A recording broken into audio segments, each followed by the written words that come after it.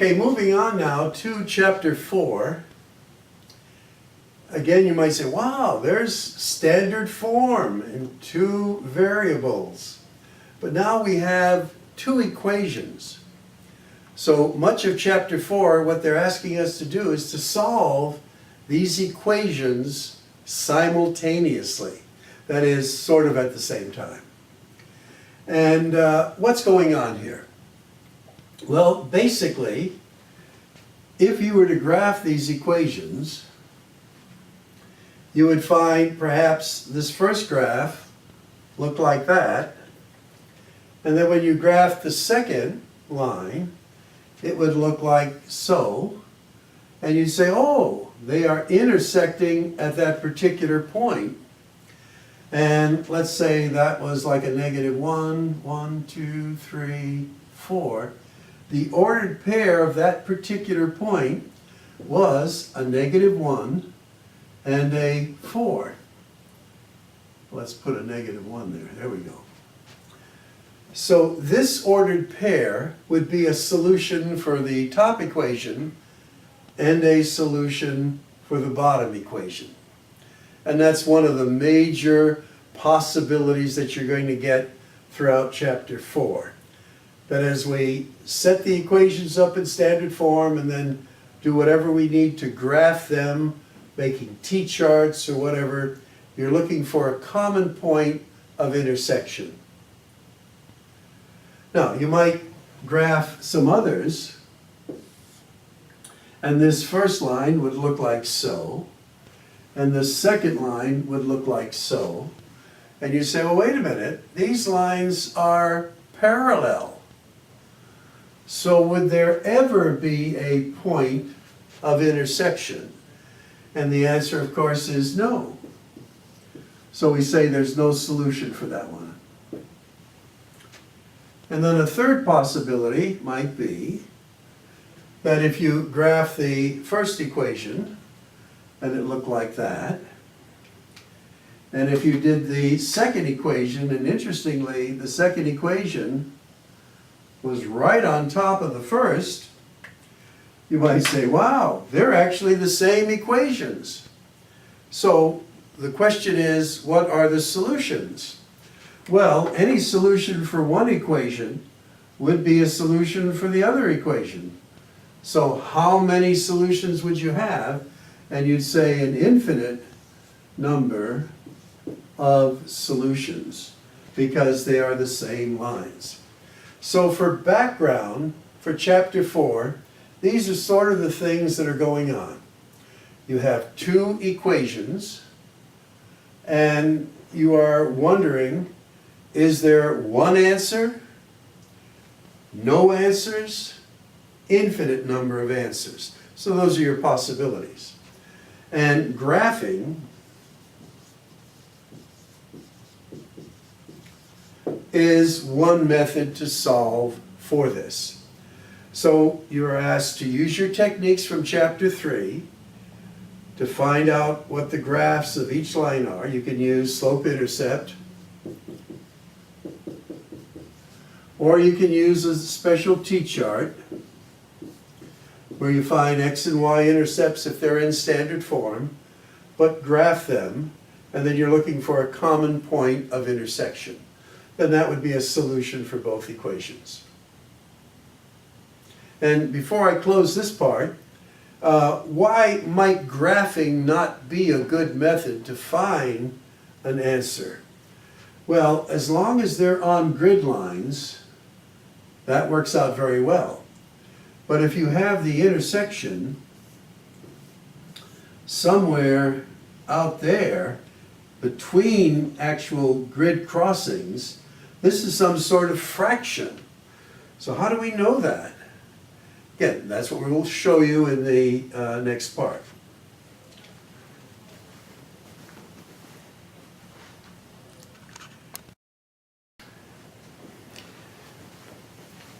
All right, so as we mentioned before, when we had these particular equations and we made a graph of them, if they are not going to intersect at a nice grid point, you may not get an easy answer. How do you do fractions? Well, there are other ways to do this. And the second way, after graphing, is called substitution, where we solve for one of the letters. And that's what we're going to do here. So we have a y minus x equals 2. So if I solve the equation for y, I bring my x over. That becomes a positive x plus 2. So this is my value for y. And now what I do is I go into my other equation, and I get 3x, that's this part, and then I'm going to take the plus 2, and now I have this value of y, which is in terms of x. My y is x plus 2. And that's going to equal 9. So I've gone from an equation with 2 variables to an equation with 1 variable. So this is 3x, clear the parenthesis, plus 2x plus 4 equals 9. Group like terms from chapter 2. This is 5x plus 4 equals 9. Again, I'm going to subtract 4 from both sides, or transpose this. 5x equals 5. Divide both sides by 5. X equals 1. So I now have one of the members of my ordered pair of where they were going to intersect. So what do I do next? Well, I take my 1, and now I can put it into either equation, and this one's a good one. I'm going to put a 1 there, that's what my x is, and I get y equals 3. So my point of intersection of these two equations are at that point, 1, 3, and the method I used was substitution.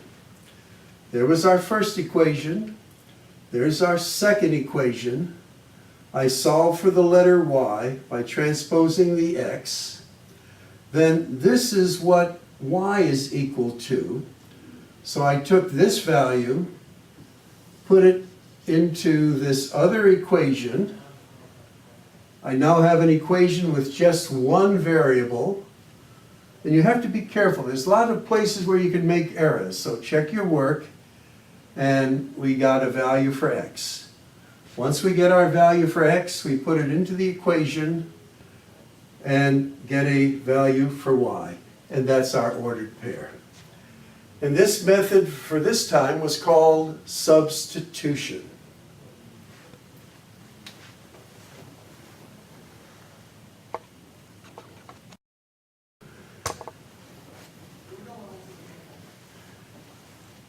Okay, as we look at this particular example, we see, again, something similar, but there is no clean x or y.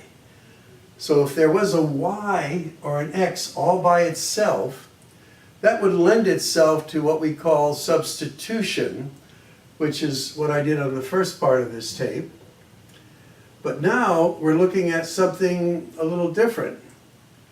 And as we have the equations in standard form, that's key to this method. You line them up, and then you put a line underneath them. And what we're assuming is that this value of x is the same as that, or this value of y is the same as that. And we're going to now add up these equations. So here, this is going to be a 0. This becomes 6y. And adding up this side is 24. So we got rid of a term through addition here. This method is called elimination, where we are eliminating one of the variables through this process. And now we solve for y. and we get y equals 4. Now we know that y is 4. We can choose either of these equations, and we go 4x, y is 4 is 12. So 4 times 3 is 12 equals 12. And 4x, subtract 12 from both sides, divide both sides by 4, x equals 0. So the ordered pair where these two lines would intersect would be a 0 and a 4. Okay? And that's a good number. Often students, when they get like x equals 0, they get nervous and think, oh, it can't be 0. Yes, 0 is a good point. And we're going to show you a few other things as we go along here too, related to this.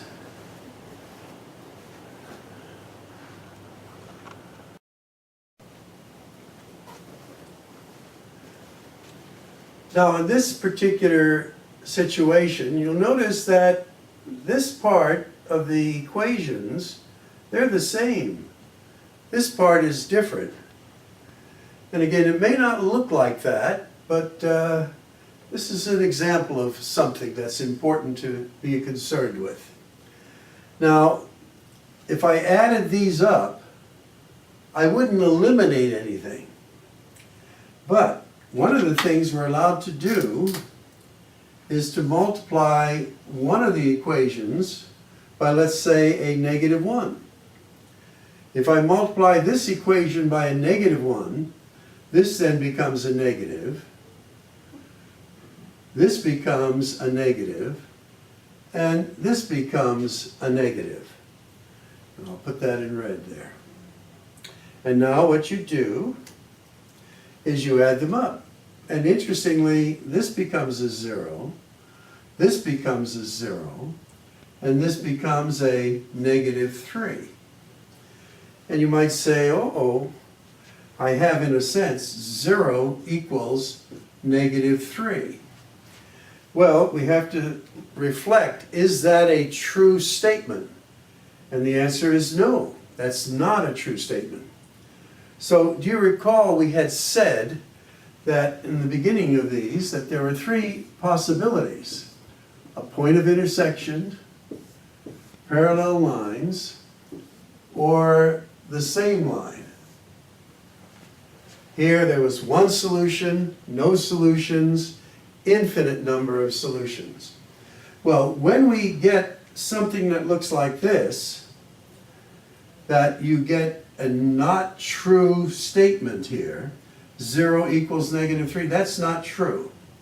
Well, when you get an answer like that, your answer for the example is the lines are parallel, there is no solution. So if you get an untrue item here, then there is no solution. That would be this one here.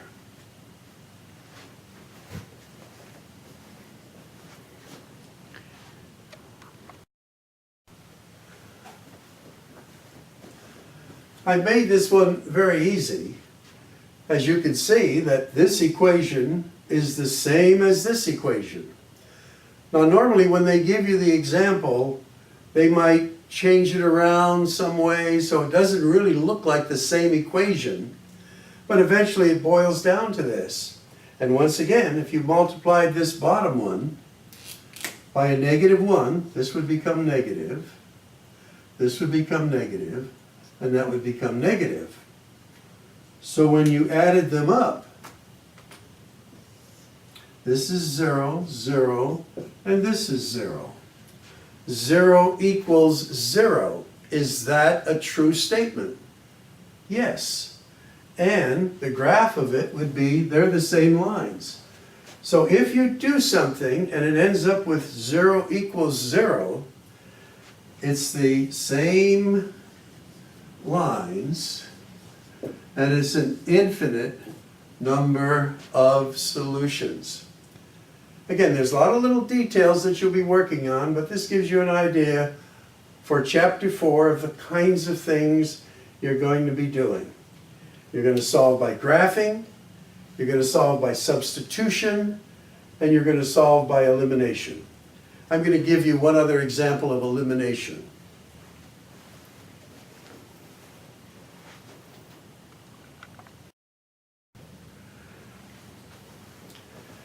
All right, in this case, what we're seeing is, here's this particular equation. Here's this one. I've set it up in standard form. And you might say, well, could we do this one by substitution? Because there's an x and a y. And the answer is yes. But we could also do this one through the process I'm going to show you, which is elimination. Now, we want to eliminate one of the letters. So here we have a negative y. So if I multiply this equation by a 3, every term by a 3, notice what happens. This becomes a 3, this becomes a 3, and this becomes a 24. So let's just write this out. Well, this is going to be a 24. Let's just do that. Now I can add these together. I'll use red. This is going to be 5x. Here these cancel out and give me a 0. And this gives me a 30. Now remember, it's not the same equation, but it's an equivalent equation. And now I divide by 5. I get x equals 6. So once I have that, I can go back into my original, well, I guess I have this one here now. This is going to be 2 times x is 12. There's my x. 6 times 2 is 12, plus 3y equals 6.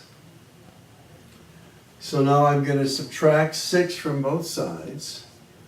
That's a negative 6. 3y equals negative 6. Divide both sides by 3. And I get y equals negative 2. So my ordered pair for this one is going to be a 6 and a negative 2. Once again, I had 2 equations. I could have used substitution, but I wanted to show you this technique in elimination where you multiply one equation by something to change it. It then becomes an equivalent equation where one of the letters will cancel out, will be eliminated. And there's our solution.